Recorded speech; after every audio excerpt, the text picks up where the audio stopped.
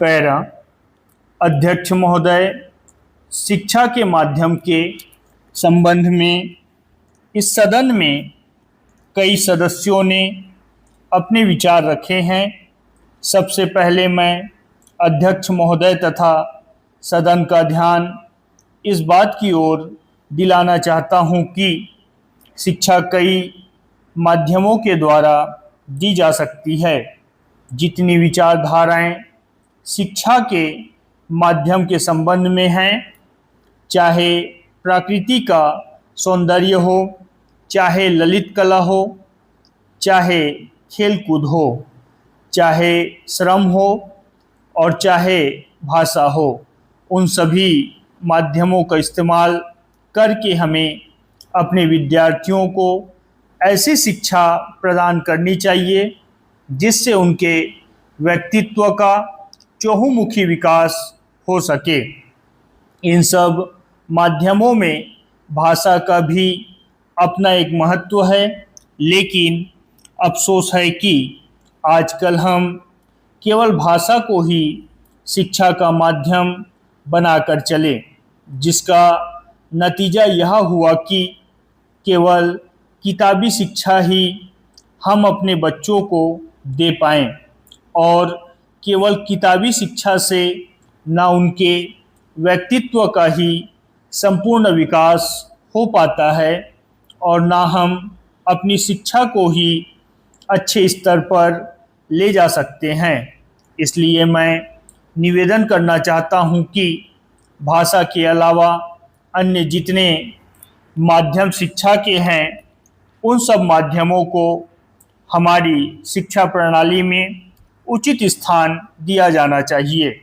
Para, जहाँ तक भाषा का प्रश्न है, दुनिया के सारे शिक्षा शास्त्री और हमारे कमीशन में भी जो शिक्षा शास्त्री थे, उनकी भी यही राय थी कि शिक्षा का माध्यम अगर कोई भाषा हो सकती है तो वह मातृभाषा हो सकती है।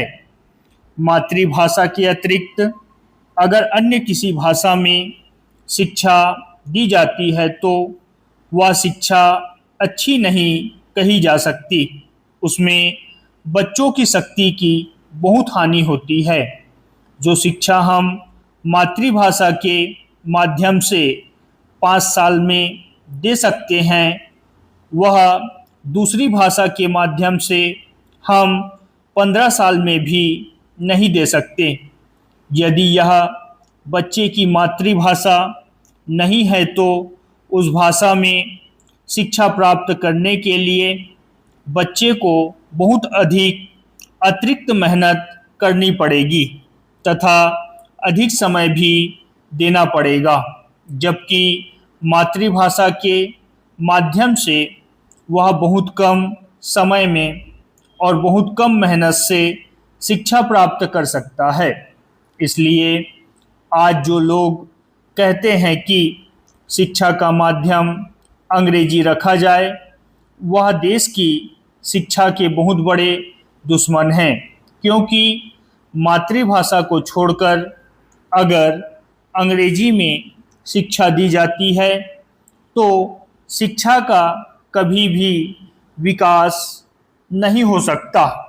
यदि हम चाहते हैं कि देश के करोड़ों बच्चों को देश के कोने कोने में शिक्षा दी जाए तो केवल मातृभाषा को शिक्षा का माध्यम बनाना होगा। पैरा चेंज, हमारे कुछ दक्षिण के भाई हिंदी से नाराज है, लेकिन अंग्रेजी से उनका मोह हमारी समझ में नहीं आता। अंग्रेजी से मोह केवल कुछ लोगों को ही है।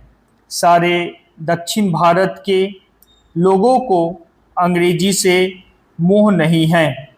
अंग्रेजी से मोह केवल उन्हीं लोगों को है जिन्होंने बहुत पहले अंग्रेजी की शिक्षा प्राप्त की थी और जो आज हमारी सरकारी सेवाओं में ऊंचे पदों पर है।